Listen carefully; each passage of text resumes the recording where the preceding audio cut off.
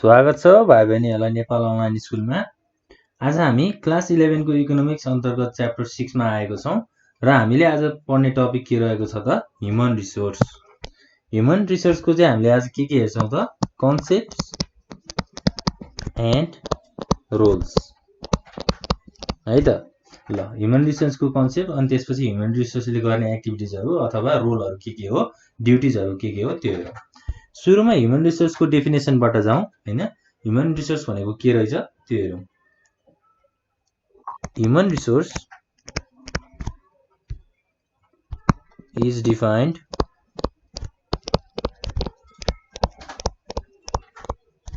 as a part of human beings who are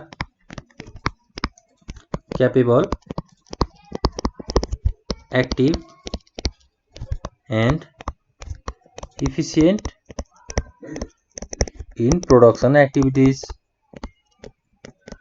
human resource भनेको चाहिँ के रहेछ त एउटा पार्ट अफ ह्युमन बीइंग्स हैन। ह्युमन बीइंग्स को पार्ट हो हु आर क्यापेबल हैन, जसको के क्षमता हुन्छ त active and efficient in production activities, जसको क्षमता हैन उसको एक्टिभ पार्टिसिपेसन, त्यसपछि इफिसिएन्ट हैन काम गर्ने उसको शैली, उसको काम गर्ने स्टाइल प्रोडक्सन एक्टिभिटिजहरुमा सामानहरु उत्पादन गर्ने ठाउँमा चाहिँ लगाइन्छ भने त्यस्तो खालको रिसोर्सलाई हामीले ह्युमन रिसोर्स भनेर भन्ने गर्छौं है त। ल अब यसलाई चाहिँ कसरी पनि लिन सकिन्छ भन्दा it means labour force or man power, काम गर्नको लागि युज हुने म्यान पावर अथवा लेबर फोर्सलाई पनि हामीले ह्युमन रिसोर्स भनेर भन्दा रहेछौं। जो यो कामहरु चाहिँ कसले गर्ने हो त ह्युमन बीइंग्सले गर्ने हो, त्यही भएर यसलाई के भनेको त ह्युमन रिसोर्स भनेर भनेको हो।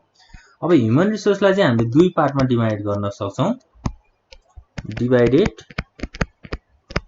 Into two parts. दुई पार्टमा डिभाइड गर्दाखेरि चाहिँ हामीले के भन्न सक्छौं त, जस्तै फर्स्टमा चाहिँ के हुन्छ त क्वान्टिटेटिभ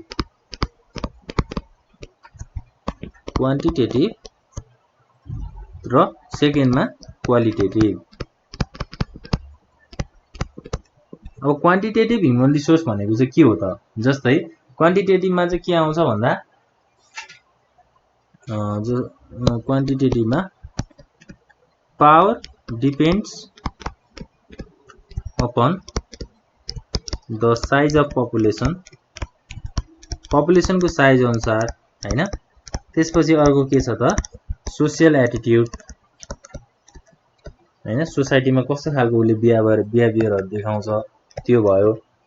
त्यसपछि stage of economic development, stage of economic development लाई चाहिँ हामीले के भन्दो रहेछौं त क्वान्टिटेटिभ ह्युमन रिसोर्स भनेर भन्दो रहेछौं। त्यसैगरी अब के छ त हाम्रो दोस्रोमा क्वालिटेटिभ हैन। अब क्वालिटेटिभ हुनको लागि चाहिँ के हुनु पर्यो त power depends upon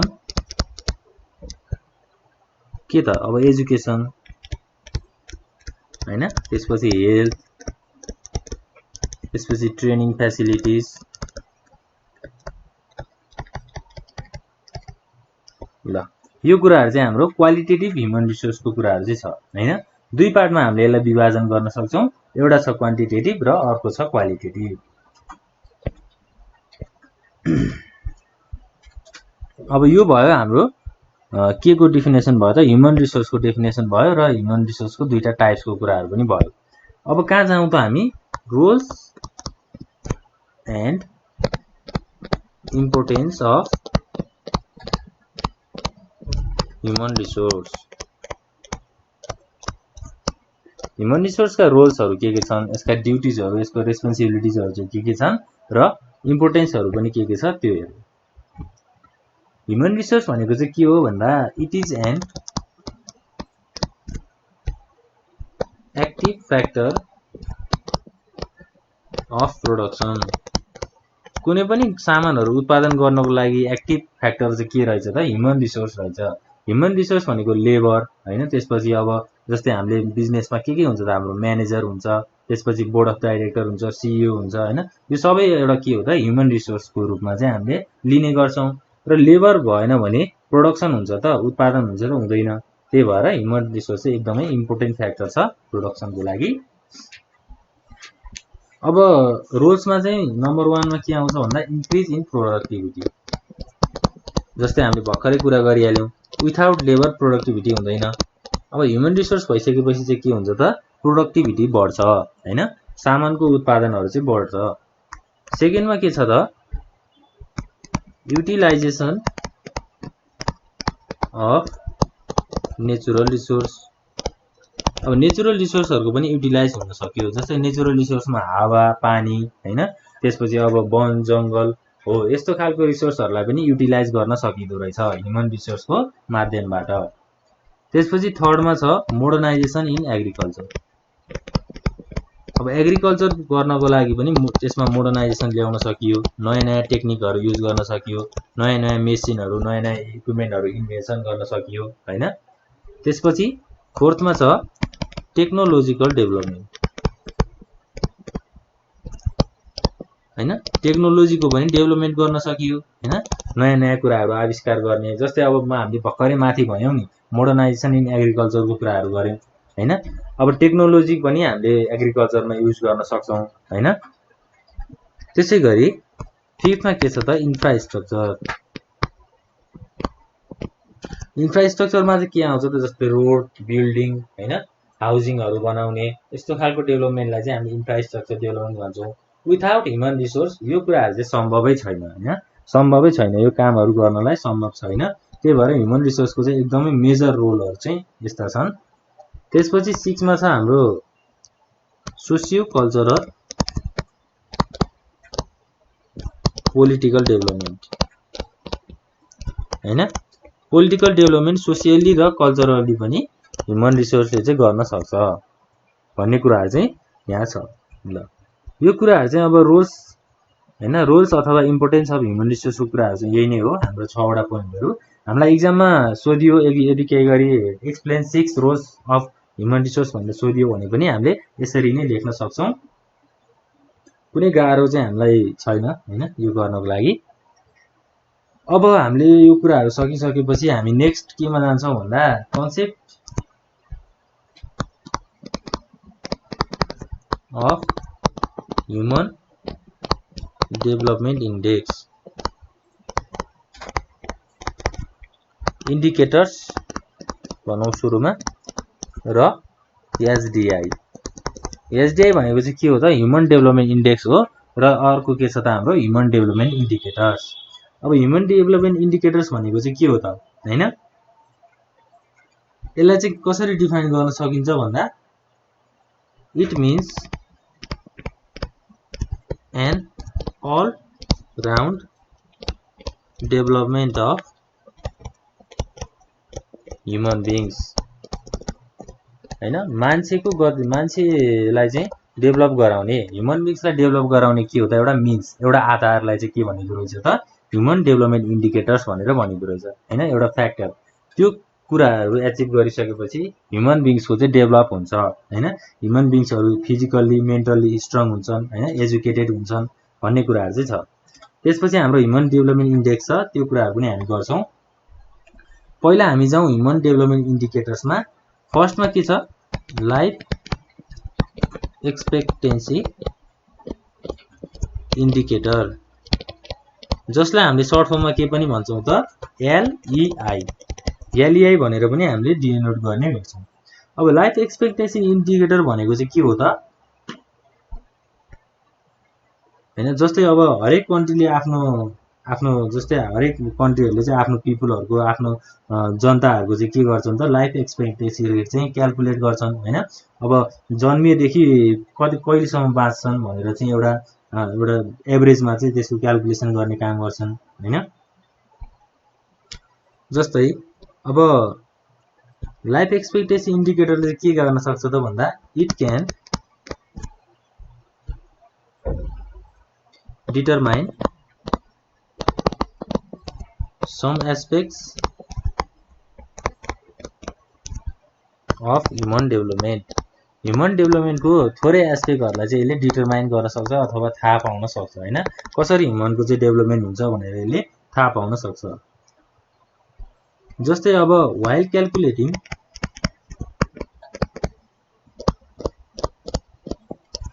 life expectancy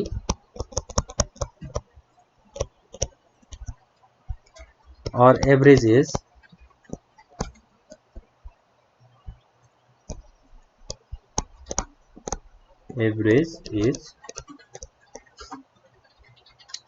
जस्तै factors like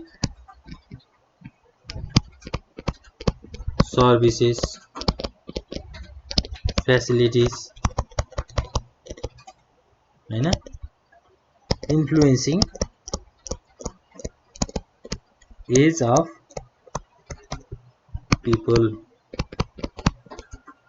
के हुन्छ त अब लाइफ एक्सपेक्टेन्सी इन्डिकेटरले चाहिँ अब के कुराहरु क्याल्कुलेसन गर्छ त लाइफ एक्सपेक्टेन्सी रेट हैन average age factors like services फ्यासिलिटिजहरु अनि इन्फ्लुएन्सिङ एज अफ पिपल हैन मान्छेको एजहरुलाई चाहिँ इन्फ्लुएन्स गर्ने हैन त्यो एज कति एज चाहिँ अब बाँचिन्छ भन्ने कुराहरु हैन त्यसपछि अब जन्मिएदेखि बाँच्ने सम्मको एउटा आफ्नो क्याल्कुलेसन गर्ने एभरेजमा त्यो कुराहरुलाई चाहिँ हामीले लाइफ एक्सपेक्टेन्सी इन्डिकेटर भनेर भन्छौं अब लाइफ एक्सपेक्टेन्सी इन्डिकेटर निकाल्ने फर्मुलाहरु पनि छ हामी त्यो पनि हेरौं जस्तै LEI भन्छौं हामी हैन life expectancy indicator equals to LE minus जस्तै पहिला चाहिँ हामीले सोलुसनै गरौँ न हैन सोलुसन गरेर LE लाई चाहिँ हामीले के डिनोट गरौँ त लाइफ एक्सपेक्टेन्सी इन्डिकेटर त्यसपछि LE भनेर लाइफ एक्सपेक्टेन्सी एट बर्थ त्यसपछि minimum expected life at birth is equals to 25 हैन maximum expected life at birth कति त 85 जस्तै अब यसलाई कसरी क्याल्कुलेसन गर्न सकिन्छ भन्दा life expectancy indicator is equal to life expectancy at birth minus 25 भनेको minimum expected life at birth divide by के हुन्छ त हाम्रो मैक्सिमम माइनस मिनिमम हैन मैक्सिमम एक्सपेक्टेड हैन जन्मेदेखि मैक्सिमम कति वर्षसम्म बाँचिन्छ भनेर एक्सपेक्ट गर्ने माइनस मिनिमम एक्सपेक्टेड लाइफ हैन बर्थ भइसकेपछि जन्मिएपछि कति वर्षसम्म बाँचिन्छ मिनिमम कति वर्षसम्म बाँचिन्छ भन्ने एउटा अनुमान गर्ने क्याल्कुलेसन गर्ने र यसरी चाहिँ हामीले फर्मुला लगाएर क्याल्कुलेसन गर्ने ल अब हामीले 85 नै किन राख्यौं त हैन जस्तो UNDP भनेको चाहिँ अब UNDP भन्ने एउटा अर्गनाइजेसनले चाहिँ के गरेको हुन्छ भन्दा it has estimated 85 years as the maximum age limit and 20 years as the minimum age limit UNDP ले चाहिँ के गरेको रहेछ त 85 years चाहिँ maximum age limit गरेको रहेछ र 20 years चाहिँ के गरेको रहेछ त minimum age चाहिँ हाम्रो लिमिट गरेको रहेछ जस्तै हामीले चाहिँ यहाँ 25 राख्यौं हैन 25 राख्दा पनि हामीलाई कुनै फरक चाहिँ पर्दैन अब यो गर्दाखेरि हाम्रो के भयो भने when the result is 0 the indicator is 1 when the indicator is 1 which is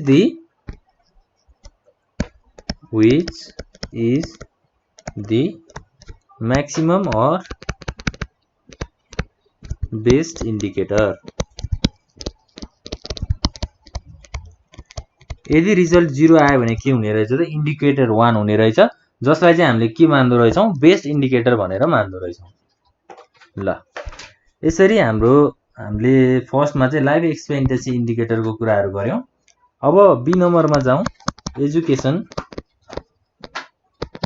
indicator माथि त लाइफ एक्सपेक्टेन्सी इन्डिकेटरको कुरा गर्यौं। अब एजुकेसनको कुराहरु पनि गर्नु पर्यो नि हैन। जस्तै it means mean years of schooling and expected years of schooling। के भनेको छ त यहाँ? अब जन्मिएबाट चाहिँ हैन स्कुलिङ कति वर्ष जान्छ, स्कुल कति वर्ष जान्छ, त्यो कुराहरु चाहिँ एक्सपेक्ट गर्ने भनेर भनेको छ। एजुकेसन इन्डिकेटरले चाहिँ त्यो कुराहरुलाई चाहिँ मेजर गर्ने रहेछ। जस्तै it determines education level of human development। Human डेभलपमेन्टको चाहिँ एजुकेसन कति छ भनेर चाहिँ त्यसलाई मेजर गर्ने अथवा त्यसलाई डिटरमाइन गर्ने काम पनि एजुकेसन इन्डिकेटरले चाहिँ गर्ने रहेछ। अब यसको फर्मुला पनि हेरौं हामी हैन। जस्तै यसको फर्मुला चाहिँ के छ भन्दा education indicator is equals to 2/3 into ALI plus 1/3 into GEI। अब यहाँ के भयो त ALI र GEI भन्ने चाहिँ नयाँ टर्महरु आयो नि हैन। अब यो भनेको चाहिँ के हो त? जस्तै ALI भनेको चाहिँ adult literacy rate, literacy indicator, rate भन्दा पनि इन्डिकेटर भनौं, एडल्ट लिटरेसी इन्डिकेटर। अब ALR निकाल्ने फर्मुला चाहिँ पहिला ALR माइनस 0/100 माइनस 0 हैन। त्यसैगरी GEI भनेको के रहेछ त? Gross enrolment indicator. Gross enrolment indicator भनेको GER माइनस 0/100 माइनस 0। अब माथि फर्मुला मेन फर्मुला चाहिँ हाम्रो के रहेछ त? EEI is equal to 2/3 into ALI plus 1/3 into GEI। ALI को चाहिँ 2/3 पार्ट हैन, GEI को चाहिँ 1/3 पार्ट। यसरी चाहिँ हामीले एजुकेसन इन्डिकेटरको क्याल्कुलेसन गर्न सक्छौं। त्यसैगरी अब लास्टमा हाम्रो के छ भन्दा सी नम्बरमा इन्कम इन्डिकेटर्स। इन्कम इन्डिकेटर्स भन्ने बित्तिकै के बुझियो त? It plays important role in human development. Human डेभलपमेन्टमा चाहिँ यसले एकदमै इम्पोर्टेन्ट रोल प्ले गर्छ। किनभने ह्युमन बिङ्सहरुको त के हुन्छ त? इन्कम हुन्छ नि, आम्दानी हुन्छ हैन। त्यो आम्दानीहरुलाई चाहिँ मेजर गर्नु पर्यो, त्यो आम्दानीहरुको क्याल्कुलेसन गर्नु पर्यो हैन। जस्तै अब के हुने भयो भन्दा increase in income indicator increases the level of overall economic sectors. Income indicator increase भयो भने चाहिँ इकोनोमिक सेक्टरहरु पनि इन्क्रिज हुने बढ्ने भयो। जस्तै इम्प्लोयमेन्ट अपर्च्युनिटीहरु बढ्ने भयो हैन। अब आउटपुटहरु बढ्ने भयो, त्यस्तो एक्टिभिटिजहरु चाहिँ हुँदो रहेछ इन्कम इन्डिकेटर्स बढ्दाखेरि। अब यो निकाल्ने तरिका चाहिँ कस्तो छ त? हाम्रो यसको फर्मुला चाहिँ कस्तो छ त? जस्तै इन्कम इन्डिकेटर्स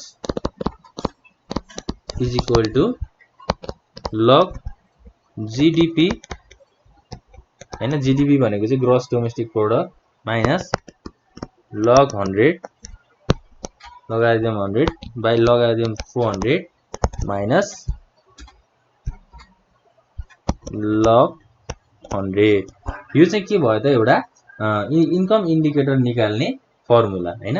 अब GDP भनेको चाहिँ के हो त? GDP PC भनेको चाहिँ इज पर क्यापिटा कन्जम्पसन हैन। पर क्यापिटा कन्जम्पसन भनेको एक वर्षमा कति कन्ज्युम भयो भन्ने कुराहरु चाहिँ भयो GDP भनेको। यसरी चाहिँ हामीले इन्कम इन्डिकेटरलाई चाहिँ क्याल्कुलेसन गर्न सक्दो रहेछौं। ल अब हाम्रो लास्टमा के आउँछ त? Human development index. Human development index के हो त? ह्युमन डेभलपमेन्ट इन्डेक्स भनेको it main focuses for the development of economy from national income हैन। नेशनल इन्कम अनुसार चाहिँ यसले इकोनोमीको डेभलपमेन्ट गर्नलाई चाहिँ फोकस गर्ने रहेछ हैन। यसलाई चाहिँ के पनि भन्न सकिन्छ त ह्युमन डेभलपमेन्ट इन्डेक्स इज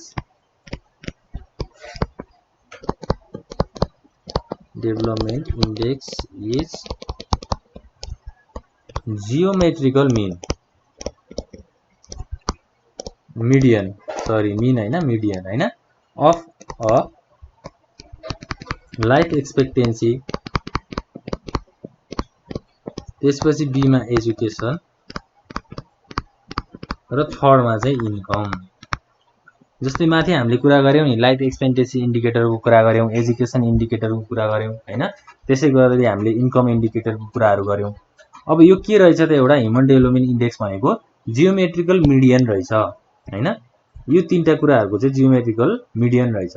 अब एसडीआई निकाल्ने म्याथमेटिकल फर्मुला चाहिँ के छ त, जस्तै SDI is equal to cube root LEI. LEI भनेको के हो त, life expectancy indicator into education indicator into income indicator.